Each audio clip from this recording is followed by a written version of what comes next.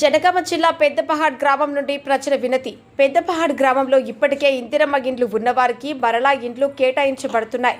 కానీ ఇప్పటి వరకు ఇల్లు లేని అర్హులైన కుటుంబాలు ఎంతో ఆవేదన చెందుతున్నాయి.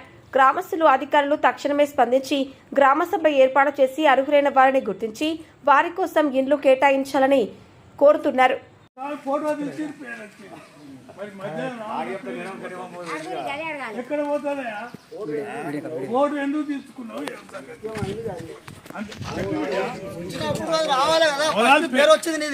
పేరు వచ్చింది, ఫోటో దించినావు వచ్చింది, మరి ఇప్పుడు ఎందుకు రాదు? రావాలి కదా. దాన్ని మళ్ళీ అప్పుడేంది, అది మధ్యలో ఎవడు చేస్తున్నది, అది బయటికి రావాలి.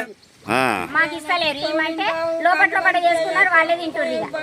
ఇప్పుడు వీళ్ళందరికీ జాగా భూములు ఉన్నాయి, వీళ్ళందరికీ జాబులు ఉన్నాయి, అన్ని ఉన్నాయి. వాళ్ళ కాపు లోన్లు వస్తాయి, మీది లోన్ ఇంద్రమలో ఈ లోన్లు వస్తాయి, కేసీఆర్ పైసలు పడతాయి, అన్ని పడతాయి వాళ్ళకి.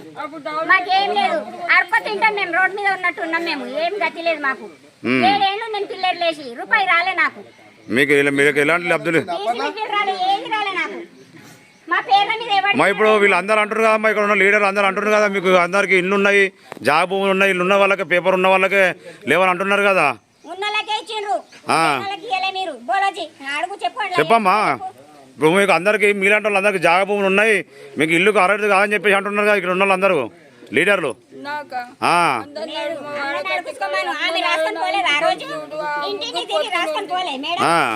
మీకు ఎలాంటి లేదు, జాగా లేదు, ఏం లేదు. వాళ్ళ భర్త లేడు, ఒక కొడుకు చచ్చిపోయింది, ఒక కొడుకున్నాడు.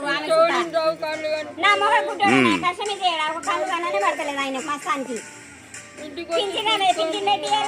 సరే అమ్మా, ప్రభుత్వం తప్పకుండా నీకు న్యాయం చేస్తుంది.